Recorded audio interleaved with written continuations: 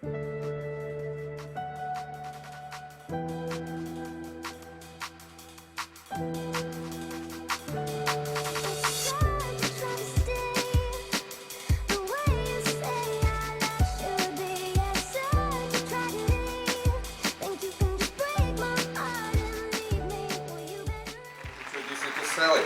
Osberg has led entrepreneurial organizations and been an agent for social change throughout her career. As president and CEO of Skoll Foundation, she partners with founder and chairman Jeff Skoll and heads the organization's teams in identifying and supporting innovators pioneering scalable solutions to global challenges. She is a well-known proponent of thought leadership, research, alliances that advance the work of social entrepreneurs solving the world's most pressing problems. Currently, Sally serves on the boards of the Skoll Foundation, Skoll Global Threats Fund, Oracle Education Foundation, and the Palestine-based Partners for Sustainable Development. She was founding executive director of Children's Discovery Museum of San Jose, guiding the institution to international recognition for its cutting-edge work in the museum field, and formerly active as the director of the boards of the American Association of Museums, the American Leadership Forum, and Women and Philanthropy, among others. She has received the John Gardner Leadership Award from the American Leadership Forum, being inducted into the Junior Achievement Business Hall of Fame, and being named by the San Jose Mercury News as one of the Millennium 100 for her role in shaping and leading Silicon Valley. As a side note, Skoll Foundation and Sally's work with Skoll Foundation were the sparks in founding Sensa, so we are here as a result of their amazing work. With that note, I want to introduce Sally. Thank you.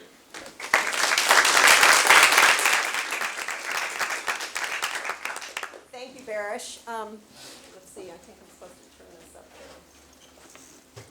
there. Can you hear me? Can you hear me okay?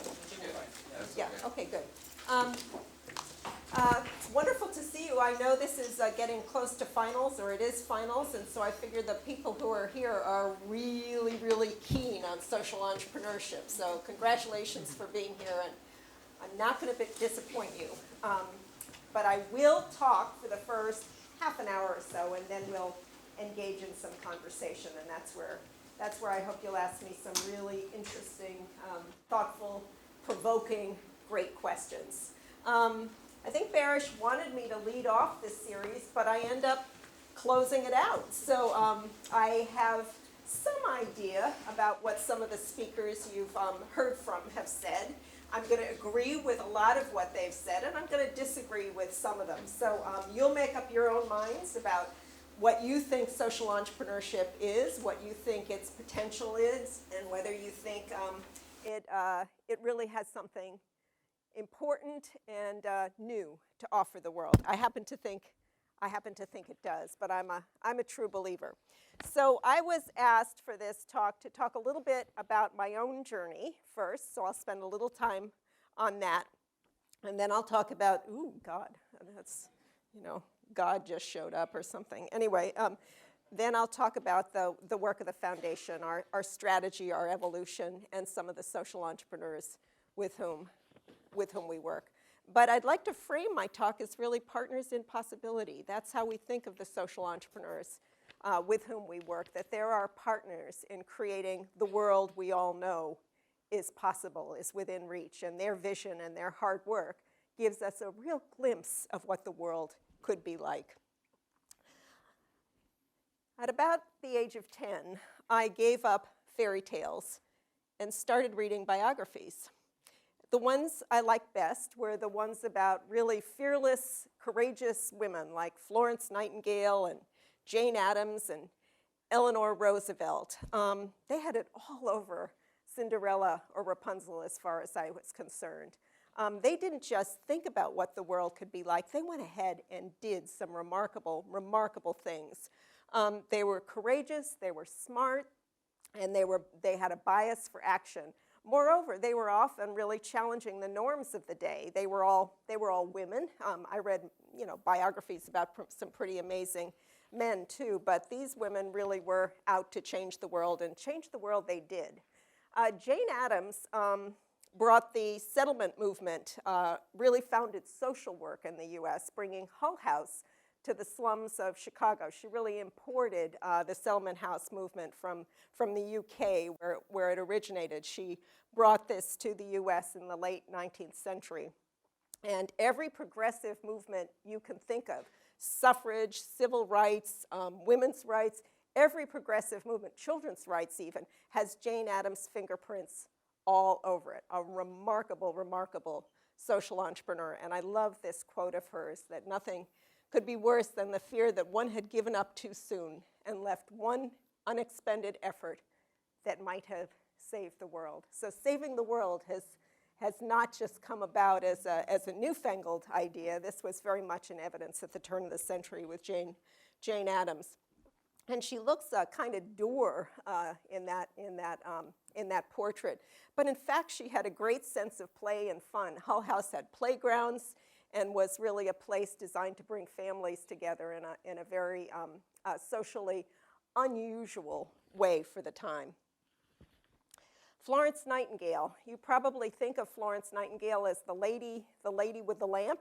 She was the founder of what became the modern profession of nursing. But what you probably don't know is that she was a fiend for statistics. So those of you who are studying statistics, I think would find very interesting her emphasis on the data and the evidence.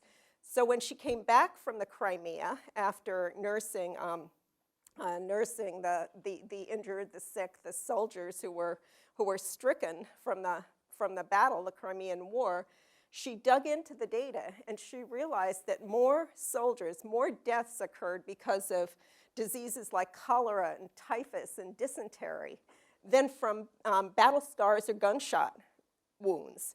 And that's when she became really convinced that hygiene and sanitation were the key to saving lives. And that was really her breakthrough. We owe everything we know about sanitation to the pioneering work of Florence Nightingale, a great, great, great social entrepreneur. Eleanor Roosevelt, she didn't just sit by the fireside listening to her husband's chats. She was a formidable thinker and a formidable activist herself. She was one of the founders of the UN. She was on the committee that drafted the Universal Declaration of Human Rights, and she co-founded Freedom House, which is a great entrepreneurial organization that still exists. In fact, Freedom House does the annual survey of, you're all nodding, you probably know about Freedom House, does the annual survey of democracy globally. So a great social entrepreneur whom you may not think of as a social entrepreneur, but as I say, she was creating these institutions that continue to thrive and make a difference today. And I love this quote. You could say that about men too, I think. Like tea bags, you never know how strong they are until they're put into hot water. So I don't have to, though, today go back 50 or 100 years to interact with and get to know some wonderful social entrepreneurs. We have a super portfolio of social entrepreneurs at the Skoll Foundation, more than 100 women and men, approaching 90 organizations. And this is just a sort of rogues gallery of who they are. And they're from every country in the world. You probably recognize a few of them there. I think, have you had Kiva in here? Have you had Matt and previous years, Matt and Premel, and you're going on this field trip to see them, right? But anyway, they're up there, right in that last row. And Jim Fruchterman is here in the Valley too, a great social entrepreneur at Benetech. So these are really a spectacular group of individuals whom we've gotten to know over the years and have the privilege of really helping support and help them scale up their impact. Not scale up their organizations, scale up their impact. And that will be a distinction that I'll make throughout my talk, that's what we think is important at the Skoll Foundation, the scale of impact.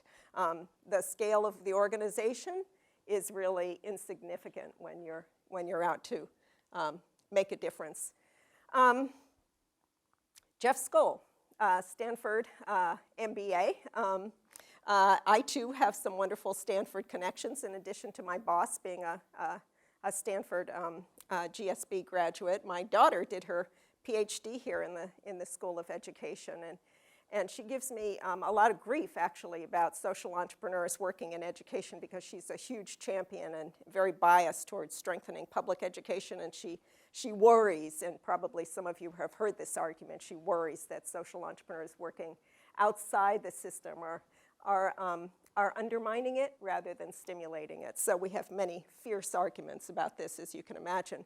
But Stanford, great institution, a crucible of many, many social entrepreneurs. And Jeff Skoll's whole portfolio of organizations really comes about in part because of his formative experience at the GSP. We are 4 organizations with various subsidiary organizations in the Skoll portfolio, all of us firing on the same cylinders of trying to drive social change and make a difference in the problems that really are the most significant problems in the world. The foundation works with social entrepreneurs. The Skoll Global Threats Fund, which is our sister organization, tends to safeguard humanity from existential threats like nuclear proliferation. Participant Media is Jeff's LA-based media company working to bring socially responsible media to the world, media that inspires and galvanizes to action. You're all millennials. Have any of you tuned in to Pivot TV? Do you know about Pivot TV? No? No one knows about Pivot yet? Well, they launched Pivot Television as a station dedicated toward millennials just this August. So that's a whole new channel to engage and entertain and galvanize the positive social actions of millennials.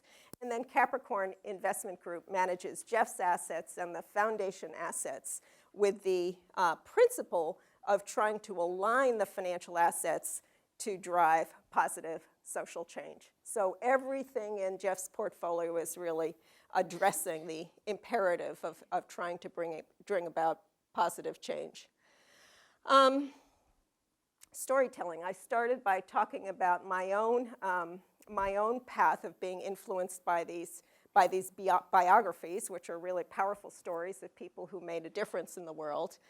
Jeff, too, like me, dodged irritating siblings by reading a lot. And as a young man, he read way above his years. He was reading Aldous Huxley and George Orwell and Ayn Rand as a young man. And from those writers, he derived a worldview. And his sense was that the world might not be as pleasant a place in years to come, that in fact humanity was facing all kinds of challenges. You know, Orwell's Animal Farm in 1984, and you know those classics, and the picture they painted of the world was really disturbing to him as a young man. And he realized at that time the power of stories to really affect who we are and what we think of the world. And so he decided as a young man that he would become a writer. Well, fast forward. Like many, many people, he set aside that dream to go down a more practical path. He was a double E at the University of Toronto, but he had the entrepreneurial bug. So when he graduated, he created a couple of companies, including a computer rental company called Computers on the Move. And he likes to joke that became prophetic because people who rented the computers kept on moving them, and they didn't come back, and they didn't pay for the rentals. So with that, he decided he needed to learn a few things about business, and he enrolled at the GSB and got his MBA. So in 1995, he graduated, and he graduated. How many of any of you working on your MBA? Any of you? Yeah, a few of you. Okay. So he graduated with all the acumen he needed to be able to spot a really good business opportunity. And that's why when Pierre Omidyar came to him with the idea for an online auction business, he realized that was a really stupid idea, and he didn't want anything to do with it. He was working at Knight Ridder at the time, and it didn't take him long, though, to realize that he was banging his head against the wall with Knight Ridder, that classified advertising was dying, and the company wasn't seeing the light about going to online advertising, and so he left in frustration and said to Pierre, okay, I'm in. And with that, he was employee number one and the first president of eBay, where he put his MBA to very good use, created the business plan that the company really still uses, and found himself 3 years later with wealth beyond his wildest imagination when eBay went public in 1998. 1999, he gets started with his own foundation, and he'd actually cut his teeth on a foundation by starting eBay's foundation when he was still working there as president, and he did it in a very innovative way. He was the first person, and eBay was the first company to dedicate pre-IPO stock for charitable purpose. So it invested this pre-IPO stock at the Community Foundation of Silicon Valley, and lo and behold, when the company went public, that blossomed into many, many, many millions of dollars and formed a corpus. But as Jeff was working at eBay, he says, running across a very special kind of nonprofit leader, someone who to him looked and acted a whole lot more like an entrepreneur than like someone who was engaged in charitable purpose activity. And that really stuck in his mind and shaped his initial thoughts about the Skoll Foundation.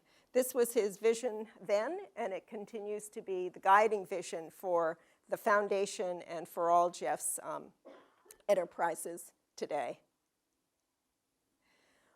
When I joined in 2001, the foundation was in its early years. I was employee number one at the foundation, and one of the first things I did, and this is another Stanford connection, is take Jeff to meet one of my mentors, John Gardner. Do most of you know who John Gardner was? Do you know? Okay. Well, he was a great social entrepreneur and a great civic leader. He served five different presidents. He was the architect of Lyndon Johnson's Great Society, passionate about civil rights. He was the founder of Independent Sector, which brings together the largest NGOs in the country together with the largest foundations. He also founded Common Cause, which was the first organization to actually highlight the corrosive influence of corporate giving, corporate influence of a political agenda. So a remarkable human being. He was also president of the Carnegie Corporation of America, and Carnegie is one of the great foundations in this country. And as you probably all know, Andrew Carnegie really founded the public library system, not just in this country, but globally, as an institution that really could bridge the gap for folks in building the emerging democracy in the U.S. So bridging the gap between people who had access to knowledge and those who didn't have access to knowledge with this public library as an institution. But in John's era, he funded public television, so he was really doing the sort of equivalent of the public library system in the media world. A great innovator. So we asked John what it is that he thought a young foundation could do to make a difference in the world.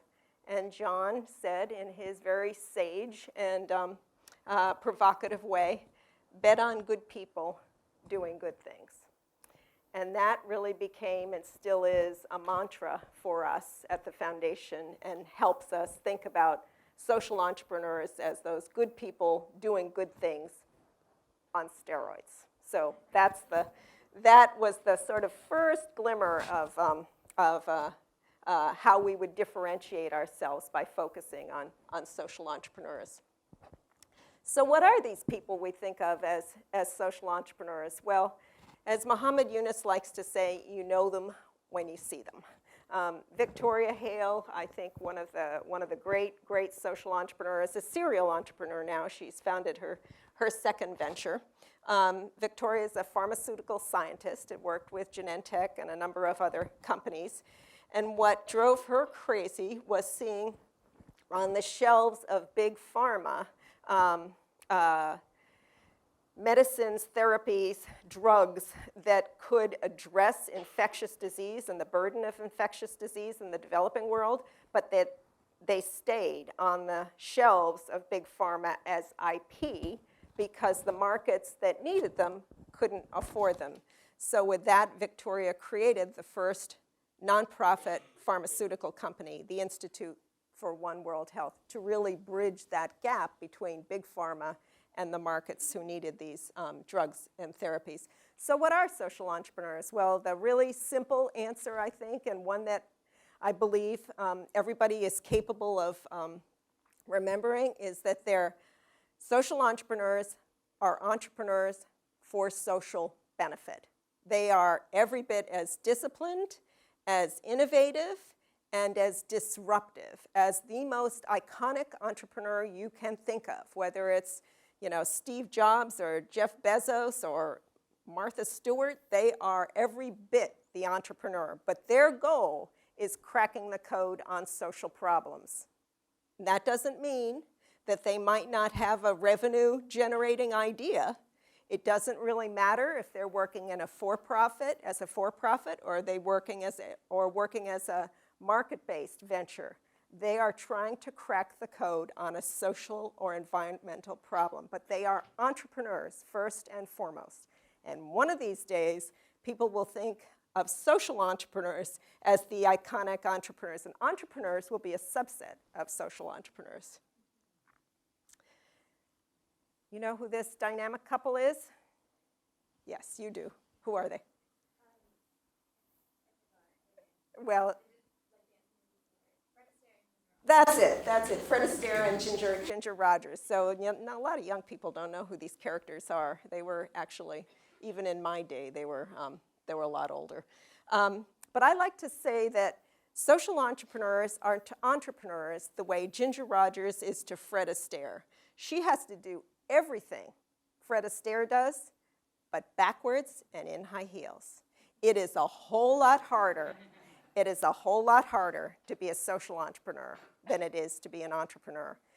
But you have to do everything. You have to design the venture, you have to raise the capital, you have to develop the products, you have to get them to market, people have to take up your innovation, it has to scale, and you have to find ways of supporting the venture outside sometimes what the market will bear and will tell you. So everything the entrepreneur has to do, the social entrepreneur has to do, but backwards and in high heels. So that's the way I like to think of how challenging it is. First mission of the Skoll Foundation was to seek out and invest in those whose ideas will generate lasting positive change to communities in the world. Didn't even mention the word social entrepreneur. Jeff and I had never heard of the concept of social entrepreneurship in 2001. Second iteration, advance systemic change by investing in, connecting, and celebrating social entrepreneurs. 2.0. Version 3.0, about 5 years old now. Drive large-scale change, investing in, connecting, and celebrating. That's our strategy, social entrepreneurs. But the differences are that we now work into the mission and the innovators who help them solve the world's most pressing problems. Pressing problems, that was the other addition. Not just any social entrepreneur doing any great thing in the world, but those who are really making a difference at scale on problems that are absolutely critical to humanity and the planet.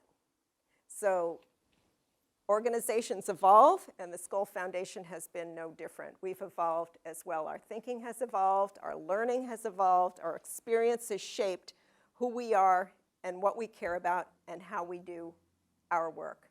So very critical elements. This is essentially our strategy, and these are words we live by. This isn't just, a statement on a wall. This is what we do and what we hold ourselves accountable for. At the end of the day, we want to see the markers of large-scale change in the work we do, the work the social entrepreneurs do. Very, very, very high bar.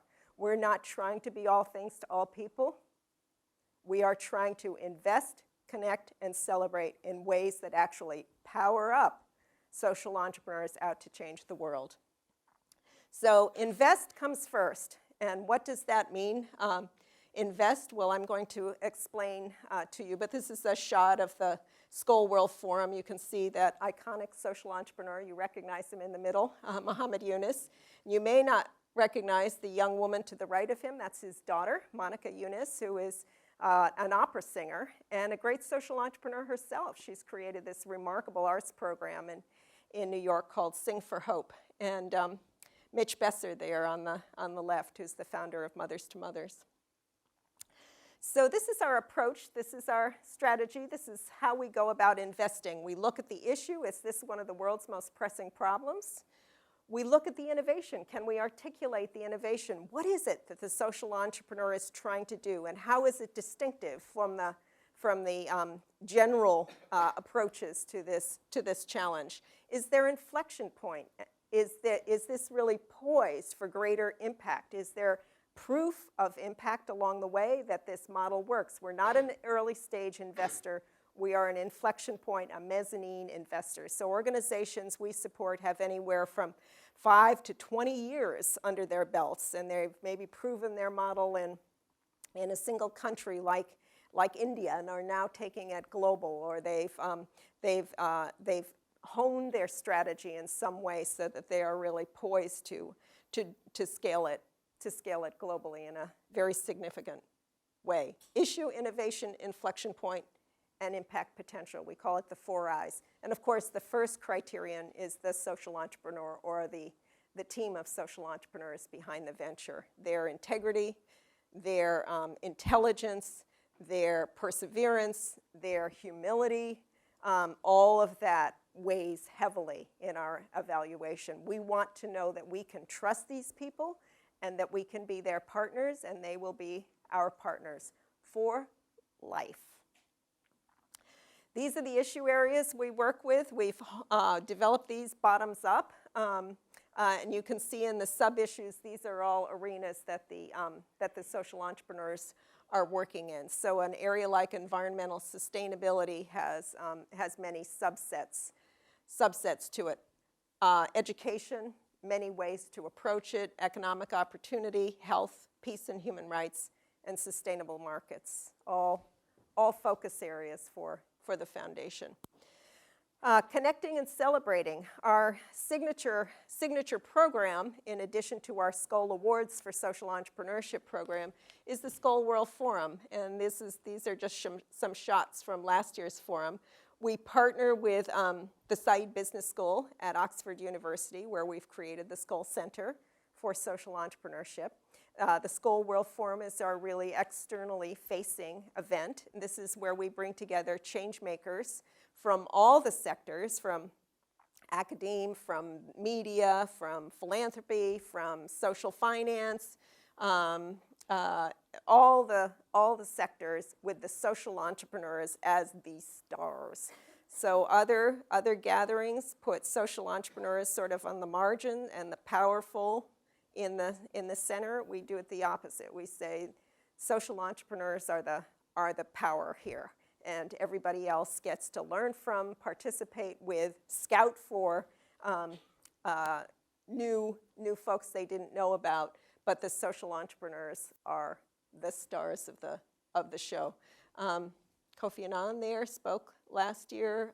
We had this wonderful group of Rwandan Hutu and Tutsi drummers. It was just a remarkable event. Last year was our 10th anniversary. So 10 years of accelerating impact. It's been called the Davos of social entrepreneurship. Nearly 1,000 delegates.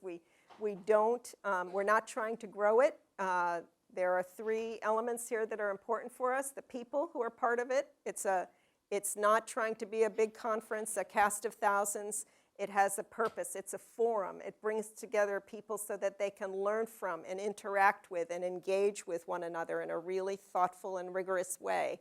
But it's highly diverse, international, and we last year launched Skoll World Forum Online in order to disseminate the content emerging from the forum to a much broader audience than can actually attend in person. Connect and celebrate, the third leg of the stool is celebrating. And something I've learned that you probably already know is that you can write stories and you can produce movies and you can develop scripts until you're blue in the face. But unless you have a channel for distribution, nobody's going to see them. And if nobody sees it, nobody reads it, nothing is going to change. So we've worked hard not only to create the partnerships to generate the content, such as our partnership with the Sundance Institute, but with different partners to be able to create channels for distribution. So more than 80 media stories, dozens of documentaries and content pieces that have been broadcast through those series. PBS NewsHour routinely does great stories on social entrepreneurs. BBC, PRI, NPR, all of them channels for dissemination. Know who this organization is? Anyone know this one? It's a great, great, great organization. There's actually a study going on right now. Stanford led. Hao Li is leading the study at Seed. Is he at Seed? Anyway, it's on this organization called Writers for Health. And their story is pretty fascinating and really, really original. Barry and Andrea Coleman, two motorcycle enthusiasts. Barry's a very successful journalist, wrote for the FT, and Andrea was a biker, a great racer. And they became involved raising money for Save the Children through their motorcycle connections. And in 1986, they decided they really needed to go and see what was going on the ground in Somalia.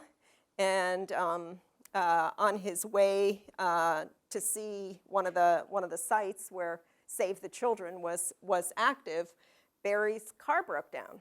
And he realized that there were rusted hulks of cars and trucks and everything else with wheels you can imagine everywhere, and that there was no system for maintenance apparent anywhere. And so with that, he and Andrea started developing this idea for what he called transportation resource management. And they worked with Save the Children for 10 years, between 1986 and 1996, to really build out the model. But by 1996, they realized that it was never going to go where it needed to go through Save the Children, which is a big, big, big NGO with a whole host of diverse programs. So they took a big gulp, and they went home to their house in England, and they mortgaged their house to get the initial cash to found Writers for Health. And they came into the Skoll portfolio in 2005, and they have gone from strength to strength. They are now in 7 sub-Saharan African countries. They increase the efficiency and the efficacy of healthcare workers by more than 300%. The health outcomes where Writers is active are demonstrably better than those in communities not served by Writers. And their model is very simple. It's make sure that the equipment is maintained, that the parts and the inventories are stocked, that people know how to change lug nuts and oil filters, and their standard is 100% uprate, not 75%, not 80%. These are healthcare workers. You can't get to people when they need it. If you can't get the samples back from the clinics, if you can't do the job, people die. So 100% uprate, and they do it. This is a really great example of how they've adapted the equipment. No ambulances, of course, rough terrain, and you can see how they've adapted a motorcycle to be able to function as an ambulance. When they first were traveling in the area, they saw women hemorrhaging from childbirth being carted to clinics in wheelbarrows. I mean, this should not be. So Riders for Health is making an extraordinary difference in the countries where it's working. But the reason I wanted to talk to you a little bit is to just tell you how we've worked with them as a foundation. So we've made grant investments in them where they can deploy the dollars where they think best. We've also made a PRI, a program-related investment. We've secured essentially a loan with a deposit in the bank in the Gambia so that they can evolve their model to a leasing program. They basically lease the fleet of motorcycles and manage the maintenance for the Gambian Ministry of Health.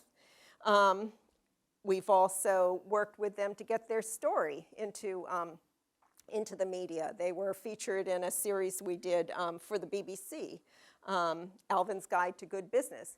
And when they screened that episode for the Minister of Health in the Zambia, they were able to ink a memorandum of understanding within 3 days, where the normal process, 3 years. So incredible leverage from media.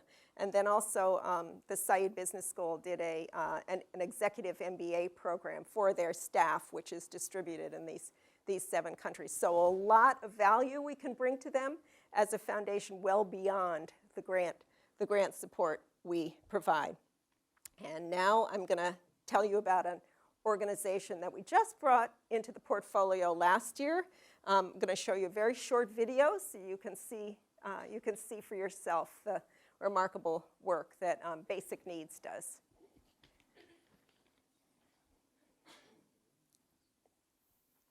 It's 2 minutes. About 70% of Ghana is living in the rural areas, and conditions there are certainly quite harsh. You have schizophrenia, depression, bipolar disorders, anxiety disorders. For a whole country of 25 billion people, we have about 14 psychiatrists, and that translates to about 1 psychiatrist per 2 million people.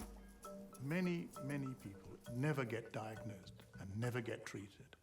Basic Needs is changing that by establishing a new community-based model of mental health care. Basic Needs provide a system where there hasn't been a system before. The system focuses on economic and social well-being, as well as medical health. It begins by training primary care doctors, nurses, and community volunteers to diagnose and treat mental illness in areas where there are no psychiatrists. We're shifting the task that would otherwise be with a specialist onto people who are non-specialized, but who nevertheless have authority. One such nurse, Subsa Tawale, played a key role in the treatment of school teacher Francis Kubila. Before they met, Kubila's violent behavior had led the village's traditional healer to lock him up. His family particularly thought that he was a danger to himself and to the community, especially his wife and children. He'd been locked down in his own home. Now, when I say locked down, I mean his leg had been pinioned in a large log. Then they use some nails to lock it so that the leg cannot come out. Kubila's family left him attached to the log for 2 years. And this is very typical of what happens to people where mental illness is ill understood. Once the nurse diagnosed Kubila as suffering from psychosis, he gave him medicine that improved his condition quickly. Basic Needs then helped him, as it does thousands of others, find a new job. Finding a job is crucial to not only your survival, but also to the reduction of stigma, which means that you get accepted back into society. They've been helping to demystify mental health, and that has actually helped to remove some of the barriers and discrimination. When I started the organization, we started with a blank sheet of paper. Now, there's well over 108,000 people who have been through our program. It's drop in the ocean, but the ocean's very big.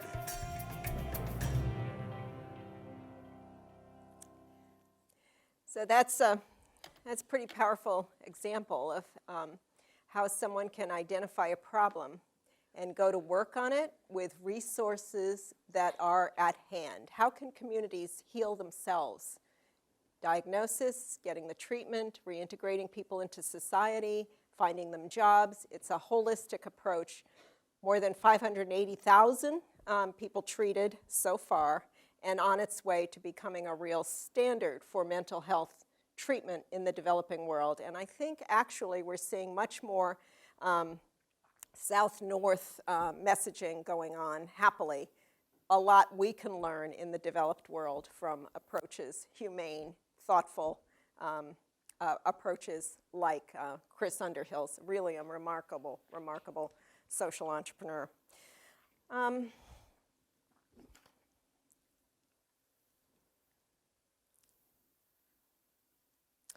Okay, 3 lessons to close with. Lessons that we've learned from our social entrepreneurs over the years. I started by saying it's not how big you are, it's about how big a difference you can make. It's your scale of impact. It's not about dominating a space or being taking a market and being the biggest player. It's about how well you cross boundaries and build connections. None of us can do this work on our own. Even the greatest social entrepreneur isn't sui generis. They have to partner. They have to partner with the public sector. They have to partner often with the private sector. They partner with their communities. The social in social entrepreneurship is about unlocking the potential of societies. The greatest stakeholders for social entrepreneurs are people who are themselves oppressed. They are the secret sauce. Their ambition is the secret sauce of what makes social entrepreneurship work. People know that there's a better life, there's better possibility for them. Social entrepreneurs unlock that human potential. And finally, it's not about how powerful you are, but it's how you empower others. So this is the way this is the power paradigm of social entrepreneurship. It's empowerment. I started by telling you about giving up fairy tales as a 10-year-old, and this is my granddaughter here. I like to think that that she'll be reading biographies too. Unfortunately, she's 4 years old and she has been smitten by the princess bug. So she has every Disney princess in the planet. I had no idea there were so many, and she has plastic ponies too. But anyway, she will see the day, and she will probably be younger than I was when she actually realizes that the real things that matter in the world are real people making a real difference. And just to close with some words from Jeff's inspiration and mine, John Gardner, I love this way he frames problems. What we have before us are some breathtaking opportunities disguised as insoluble problems. That's the way social entrepreneurs see the world. And their gift to us is bringing us on board as their partners in creating that world we all see beckoning, we all know is within reach. And now let's have some fun. Let's ask some questions and engage in some conversation.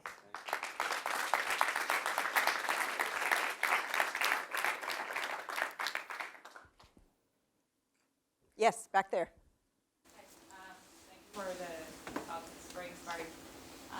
I was wondering if you can comment on how you measure impact in every social enterprise that you support. You talked a little bit about it with the writers, but I can imagine that it's very different in every organization, and it's also referred to as an elusive problem when you try to calculate this impact. So I was just wondering how you do that. Well, we have been working on this like everybody, and there's no silver bullet. So we start with the scale of the problem that the social entrepreneur is trying to address and really getting our arms around that. For example, in the Amazon, we know what the rate of deforestation is. We know that deforestation is a critical factor in climate change, responsible for something like 20% of global greenhouse gas emissions. And it's a double whammy because if you don't have the sequestration of carbon, you know, you unleash even more, even a larger problem. So we get our arms around the scale of the problem and the region in which the social entrepreneur is working. And then we look for their impact thesis. What is it that they are doing? How are they thinking about impact? You know, are they trying to solve the problem, or are they just trying to ameliorate suffering? You know, and that's a difference for us, not just ameliorating suffering, putting a Band-Aid on it, but trying to solve the problem. And then we look for the milestones. Do they have a system for measuring their impact along the way? Are they looking at market feedback? How rigorous are they in actually taking in what the market is telling them and evolving their model? What are their milestones? And then we look at what we can do to help them power up their impact. Now, none of them are going to crack the code on climate change or global poverty or public education tomorrow. But is there a difference that they're making that is measurable, and do they have a system for measuring it? And then what is the value that we add as the foundation? So every year I roll up the evidence of what's working and where we're seeing progress as a way of keeping us honest. But there is no single metric. There is no silver bullet. The social entrepreneur and their feedback mechanism, and then how the foundation engages with them, and the evidence that that what we're doing is helping them make more of a difference and make it faster. Yes? I'm intrigued by your description how you invest in the people, and where social entrepreneurship comes from people rather than specific projects that you invest in. So how does that translate into kind of practical, when you allocate your resources or funds? Do you look at the entrepreneurs first and foremost, and then go on to the projects that they have delivered in the past? Or? Yeah, you use the word project, and the other word that's out there is program. And so we're not investing in projects, and we're not investing in programs. We're investing in social entrepreneurs and their organizations. And the buzzword is capacity, but we don't use that word because, you can invest in capacity till you're blue in the face. We're investing in impact, and we're investing in social entrepreneurs and organizations that are driving impact. So we're really not interested in the project so much as we are in the holistic vision of how that organization will achieve impact over time. And that's a real differentiator. And our original Skoll Award goes to the organization. The individual is the recipient, is really the face of the organization, often the founder, not always the founder, but often the founder of the innovation, someone who has her or his hand at the helm of that ship and is really steering the course to drive serious impact in the world. That's our mantra. But the world is full of foundations that actually provide 1 or 2 year at the most grants that are funding projects, that are funding programs, and are not really making much of a difference at the end of the day. So we have staying power. Our initial Skoll Award is a 3-year funding. It's now $1.25 million that goes with the award. We mean it when we say we connect and celebrate. We're connecting social entrepreneurs with other social entrepreneurs and with the broader world of people involved in change making. And we are bringing media resources and all other kinds of resources to them to fuel that impact. And that's what we do. So we are kind of a hybrid. We are a grant-making organization, but we're also an operating foundation. We have our own programs. But all those programs are focused on scaling the social entrepreneur's impact. Yes? Can you describe a little bit about the evolving nature of the funding landscape within Impact and how that's influenced what you're doing at Skoll, particularly if you could touch on the rise of many impact investors who are looking for both a return on capital as well as a return on kind of social impact, and how maybe divergent incentives are influencing you or changing what you're trying to do at Skoll? Well, impact investing is sort of the new new buzz phrase. And impact investing, frankly, has been going on a very, very long time. I think I mentioned Capricorn early on. The foundation does its own version of impact investing, both directly through program-related investments. We can do loan guarantees, we can do equity investments, we can do straight loans. So for an example, for an organization like Root Capital, we've provided grant support for them and also a program-related investment to be able to increase their loan portfolio. They're now at $500 million, but we're not interested in how large their loan portfolio is. We're interested in the difference they're making with the small producers whom they're serving, and whether in fact they are cultivating that market for commercial capital to flow in and to secure supply chains and secure livelihoods. That's the double bottom line we're after there. Whether impact investing can be proven to be a fruitful branch of social entrepreneurship remains to be seen. I happen to believe that where there is market-based opportunity, market-based funding will flow. So I think it's something of a red herring to say that this is the next shiny new thing. We're invested in, through Capricorn, we're invested in all the obvious things. We're invested in Delight, and we're invested in Embrace, and we're also invested in Tesla. And guess what? Tesla is making a lot of money. And you probably aren't thinking of Elon Musk as a social entrepreneur, but I happen to think Elon Musk is a great social entrepreneur. And with Dragon 2 and SpaceX, that's also Elon Musk. So, where there is market opportunity, market funding will flow.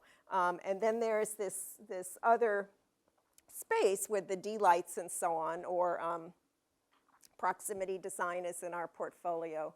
In our portfolio too, you all know about the Design for Extreme Affordability class here at Stanford, and some really interesting ideas have come out of that, and believe me, there are investors circling to see what actually has market potential. People talk about a bubble in impact investing. I don't know if that's real, but I know there's a lot of capital sitting on the sidelines waiting for the opportunities where returns can be made and social and environmental benefits actually derived as well. I think there's plenty of evidence in social entrepreneurship that that's been going on for a very long time. So there's really nothing new under the sun. I think what's new is sort of the attention that's focused on this, and we'll see. It's all about, at the end of the day, I think it's all about the impact and proving that the value can be delivered. There's also there's a bit of a tension, I think, between the folks who argue that you have to take substandard market returns in exchange for social returns, and I think that's also not at all proven. Where there is money to be made, money will flow, and like most ventures, some of them will succeed and some of them won't, but not just because they had a 30x projection. Talked a little bit about scaling impact as opposed to scaling organizations. I'm just curious, what are some of the barriers that you've seen to scaling impact out of all the companies or organizations, entrepreneurs that have come through Skoll that you've both seen and or have not funded?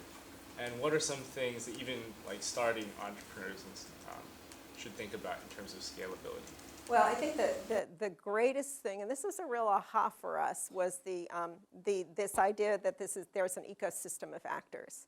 And unless you as a social entrepreneur are really partnering effectively in that ecosystem, you're never going to get to impact at scale. So if I think of an organization like Partners in Health, most of you know of Partners in Health, Paul Farmer's organization. One of the things Paul is very, very clear about, and many social entrepreneurs are, Ann Cotton is another one, that public institutions are absolutely critical. They are the arbiter of rights, and at the end of the day, they will guarantee the rights of citizens. And so for a social entrepreneur like an Ann Cotton working on girls' education in Africa, or Paul Farmer working on the right to health care and good health, you have to invest in those public institutions. So I see that that's a mindset, and that's also evidence. So looking at the strategic partnerships that social entrepreneurs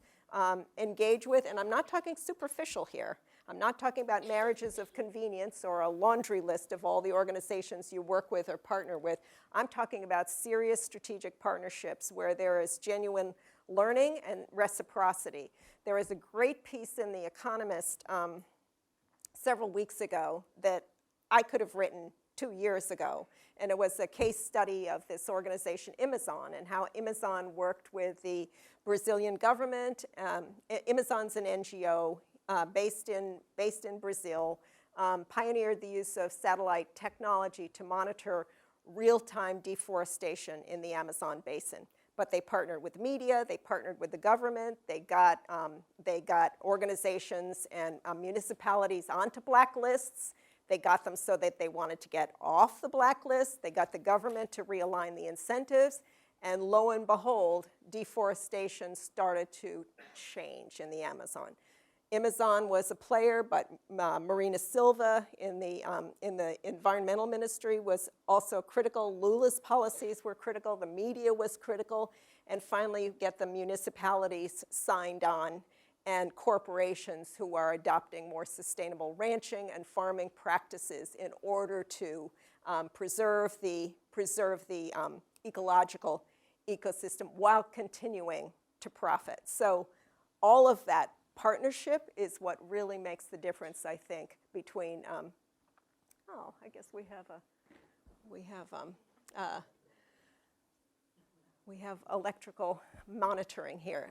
But that's what makes the difference, I think, between really effective social entrepreneurs pursuing impact and not just trying to be the biggest, most powerful NGO in the world. We have plenty of those to go around.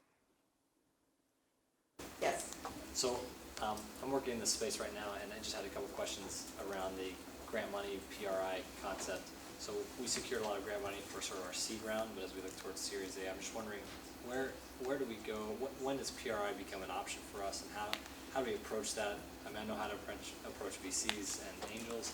I don't know how to approach PRI to sort of go for our next round. Well, again, what's the opportunity? Is it an equity investment? Is it for example, Embrace? Do you all know Embrace? Most of you know Embrace. Embrace came out of the Design for Extreme Affordability class here. It's a very a low-cost incubator, $200. It's like a little sleeping bag, has wax in it that can be heated. So a baby in the developing world who is born prematurely has a much better chance of surviving. So you can heat this wax and get the baby to hospital. And incubators in the developing world, the $200,000 kind not only is in short supply, but you don't have the reliable electricity either. So this is a real lifesaver. So Embrace started as a for-profit company. It was able to raise some money, but it's also created, now it's gone the other route and created a nonprofit as well, because it recognizes that their grant support can actually get this social enterprise secured. But they actually had to have a business plan that made sense. They had to have customers lined up, and they could actually secure the capital they needed in their first rounds to get the product to market. So what do you have? Is it a loan portfolio? Do you have a case for equity? Do you have a case for, do you need a guarantee in a bank? What is it that would work for you? I can't answer that question, but you have to have the business case, because a PRI, a program-related investment, is really a hybrid. It's a social purpose investment, but its first purpose for it to qualify with the IRS has to be social benefit. And then it has to function as a market-based investment with return of capital or some other conditions. So you can answer that question better than I for what your case is. One, we got grant money as a for-profit too, and so I'm wondering if you're seeing more of that. You got grant money as a for-profit? We did, yeah. And you don't have a nonprofit? We don't, no subsidiary. Well, then whoever gave you the money doesn't get a tax write-off.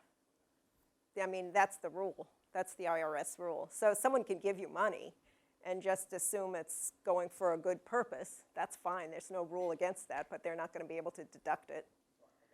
There was actually legalities that required them to give nonprofits, because I think they were able to sort of, it's from the MacArthur Foundation, so. Oh, well, then it was a PRI. Okay, but it wasn't PRI, so they didn't do it through their PRI portfolio. So it's pretty unique, I mean, in that space. When I'm not sure how I approach, like, do I go back to the same people and say, hey, I want to talk PRI now? They gave you a grant? They did, I know, it's crazy. To a for-profit? They did, yeah. They must have some, there's something in the IRS has that's called a special letter ruling, so maybe they got a special ruling to be able to do it, but they, by law, they have to, when they file their 990, they have to, they have to list it, so. This is, it's designed to prevent people from, people who sit on boards and people who put their money in foundations, it's to prevent them from trying to feather their own nests. So that's why those laws exist, so that people don't use charitably purposed funding for commercial purposes. I think grants, so where there will be no reward on it, so. But as far as approaching PRI, sorry to belabor the question here, but when you go to a foundation like the Skoll Foundation, do you just let them know, hey, I'm looking for PRI dollars now, I want to talk to those folks? Sure. I assume they're different. You can, but our bias is, social entrepreneurs in our portfolio, at what point do they have a case for a PRI? And then when No, we don't do seed, we're mezzanine, so we don't do early stage. We need at minimum, a 3-year track record. That's that impact, the 4 I's, the innovation, the inflection point, the issue, and the impact. Is there a record of impact? So you say you want to change this, that, or the other. What's the evidence? What's the data? What's the proof that your thesis, your venture, your organization can deliver? So we don't do seed. We let other people do that. Then we actually thought there was a big gap in the market. There are an awful lot of early stage social entrepreneurs who never get the chance to really go the next stage. So we're all about moving up that next big S curve. Yes? What degree does Skoll communicate with all the other funders? I mean, do you speak to the early stage funders to find out which organizations are successful and need to kind of move into the mezzanine and would benefit from Skoll? Yes, we do. In our space, we do a lot. So we work with Draper Richards. We have worked with Ashoka. Ashoka, when we actually landed on this strategy, we did a market analysis because we felt we're an ecosystem player. We need to walk our talk. We don't need to do what others are doing. And at the time, Ashoka was doing early stage, and they weren't actually even funding in the US. They were doing early stage developing world. And so we said, okay, we'll fund, up the food chain, the next stage, so that we can be a good ecosystem player. We can contribute something that no one else is contributing. Echoing Green, Ashoka, even Draper Richards, all early stage. So we said there's no one playing at this stage. This is where we'll play. So yes, we communicate with others. Yeah, we think that's essential. But do we communicate as well as we should with some of the larger foundations? No, we don't, because basically they don't, they're still very much into programmatic funding, and they do a lot of, project-based funding. Not all of them, but many of them do. Yes? So through this class, we've heard from a lot of organizations who've been really successful, but since you've interacted with numerous organizations, what do you think is the biggest reason these fail, many of them fail, if they don't become successful? Oh, I believe that discipline and drive are just as important as other attributes. So when social entrepreneurs drift and they don't practice the discipline of their strategy, they don't keep their eye on the ball, they're bending and drifting according to the whims of funders and others, I think that can be a deadly circumstance. So I think that kind of the focus and the discipline is actually a real hallmark of entrepreneurs. They are the most focused people in the world, in my experience. And when they don't, it shows.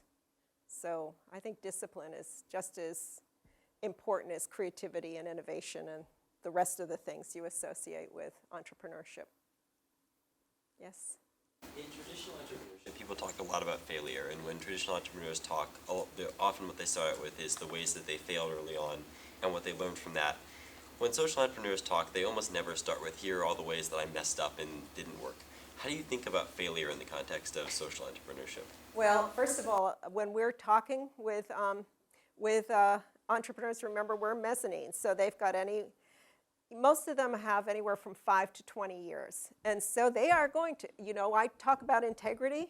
I want them to talk about their failures. I want them to talk about what they've learned along the way, because if they haven't absorbed a lot of the lessons from their markets, then they're not really going to be good entrepreneurs. That doesn't mean that they're going to try things and always be successful from then on. They'll try things and they won't be successful. Paul Rice is in our portfolio right now.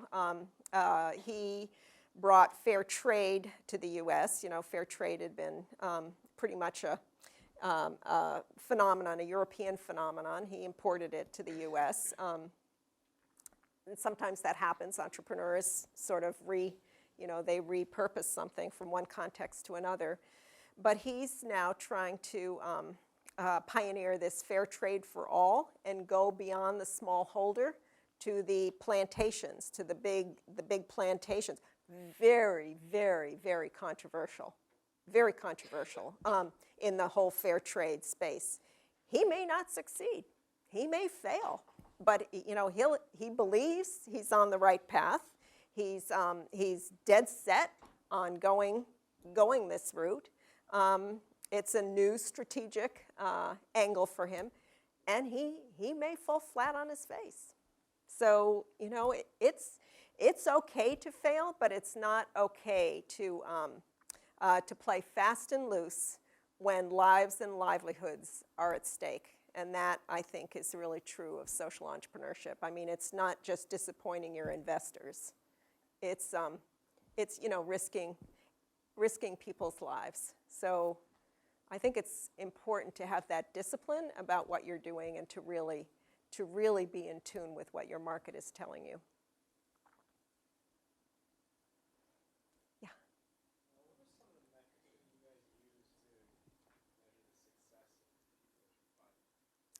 Oh, we just use all kinds of metrics.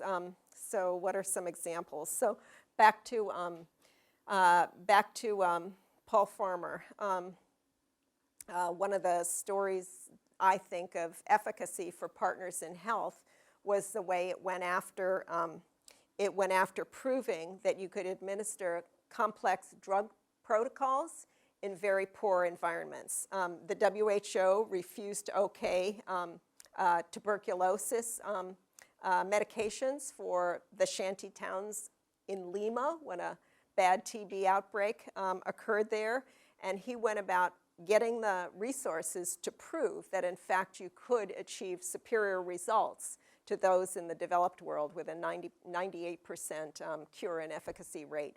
So that's evidence that something works. Same thing with cholera. When the cholera epidemic broke out in Haiti, again, Partners in Health was vaccinating. Did you even know a cholera vaccination existed? I didn't even know. But again, they had to secure the vaccination, and they have data on what the tipping point is to be able to stop the epidemic. So their data on their interventions and the difference they're making is what we look to be confident that in fact they are on a path to achieving impact. So a sine qua non for us is whether they're evidence-based, whether they are mining the data for their own efficacy. And then for us, we're looking at things like for the Skoll World Forum, we have a whole protocol that we survey participants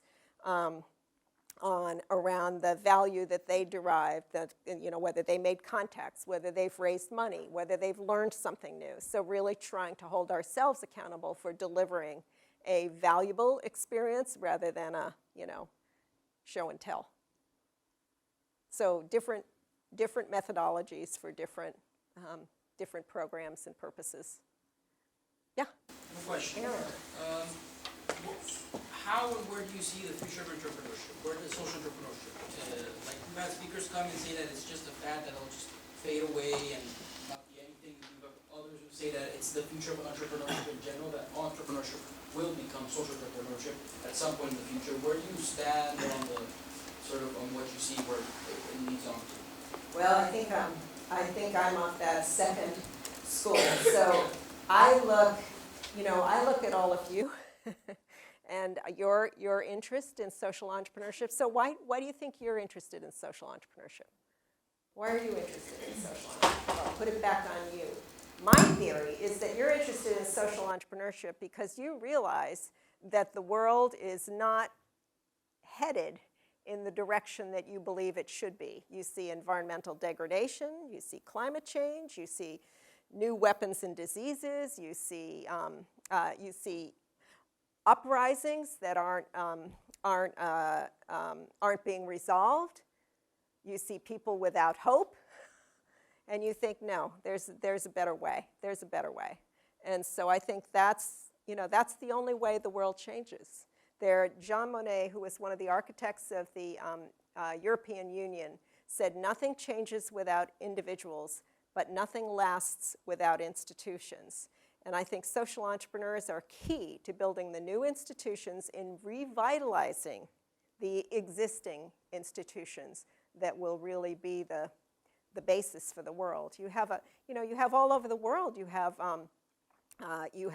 new technologies in the hands of ordinary citizens that are actually leading to governments understanding that they are accountable to their citizens. And as those citizens acquire livelihoods, as they pay taxes, they will demand more from their governments. And that is actually, that's a path for the world to change. So I look and I see the talent and the interest and the commitment of young people as a powerful, powerful, powerful force for good in the world. So I'm a believer that entrepreneurship will ultimately all be social entrepreneurship because people are motivated to solve problems. And that's the lifeblood of the social entrepreneur. So as a follow-up to that question, a lot of people we spoke on the field told us that we're at a tipping point. Do you agree with this? And if you do, when will we understand that we passed that tipping point? What will be the pointers of that? I wouldn't make a prediction like that. I would actually, what I'd want to do is just be much more mindful of where there is an emergent model or an emergent innovation that actually deserves to be scaled up in a very, very significant way. I mean, I talked a little bit about Amazon and satellite monitoring. I mean, when you look at that, the power of that technology to really play back for us everything from, glacier melt to deforestation to the temperature of the oceans. I mean, there is so much information now that can feed attempts to do something to change the trajectory of the planet that I think it's breathtaking. But you need social entrepreneurs to harness the potential of that for positive change. And the other thing that keeps me up at night is I think governments are slow. I mean, democratic processes are laborious. They don't move as quickly as we need to move. So we need entrepreneurs and we need social entrepreneurs to pave the way and cultivate the ground for governments to do what they need to do. So innovation, I think, in the climate space, innovation in the even innovation in the, in the diplomatic space are essential, because the old systems are showing their wear, and we've got to have entrepreneurs incentivizing them to change, and to change more quickly.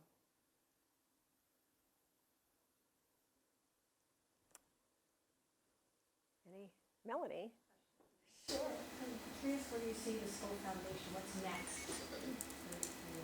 And where do you see on the social entrepreneur side the biggest challenges for the entrepreneurs? Oh, that's two good questions. Well, we started pioneering a couple of years ago. We started pioneering something we're calling innovation investments. And these are time-bound opportunities to scale up something that is really working well. So, for example, we put an innovation investment in Amazon and their Green Municipalities initiative in the state of Pará. The state of Pará is one of the largest states in the Amazon. It was the worst offender in deforestation.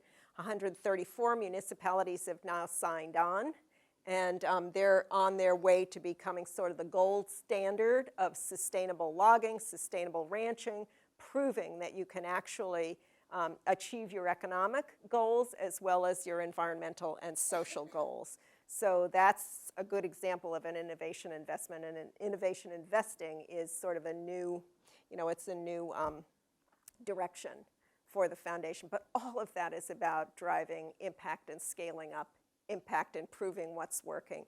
We also were part of a major new initiative called the Social Progress Imperative, which published its first index last April. This is a project that really assesses the social progress of countries around the world. 3 basic categories, 57 indicators. So, for example, an area like sanitation can be measured by piped water, so access to piped water. So what you can measure, you can actually shine a light on and get done. So that was another major initiative for us. And then you asked about social entrepreneurs. If there's in common, you can say the biggest challenges they're facing to have more impact. Yeah, I think that the biggest, someone said to me a long time ago, and I actually believe this, that the only limitations he acknowledged were the limitations of his own talents and abilities. And I think social entrepreneurs, they're starved for capital, many of them. And so I'd be the first to admit that they're starved for capital. And so our Connect and Celebrate is really about shining a light on what's working so that resources can flow to what really deserve to be scaled up in a big way. So I think that's the perennial problem, and it's a real problem. So if you're going to work in 15 countries, it's going to take more. It's going to take more than working in 5 countries. Context matters. I think that's the other issue, that what works in India may not work in Peru. So some of that contextual adaptation, building in the time to experiment and learn as you're scaling, I think is also critical. And all of that's fueled by a combination of humility and the real commitment to learning from your stakeholders, and confidence and perseverance that you will stay with this until you crack the code. So the challenge of scaling impact is always there for the best social entrepreneurs. They're restless. They're restless creatures. Last question, if there is any. Yes. What advice do you have for us on how to get involved in social entrepreneurship and get exposed to it and make an impact as college students? Well, I think you should continue to work with Barish on your on what you want to get out of this course. I was really happy to see, was it you, Melanie, or was one of you who said you were going to actually go into the field and see and talk with some folks, because it's one thing to be in what I call in the hot house, reading about it, studying it, learning about it, and it's another thing to see it, to participate in it, to recognize what challenging work social entrepreneurship really is. So the more each of you can find a way to engage and intern yourselves to be able to learn from someone on the front lines, that's the most important thing, because the hothouse will only get you so far. Okay. Thank you very much, Sally. Oh, you're welcome, Doris. Thank you.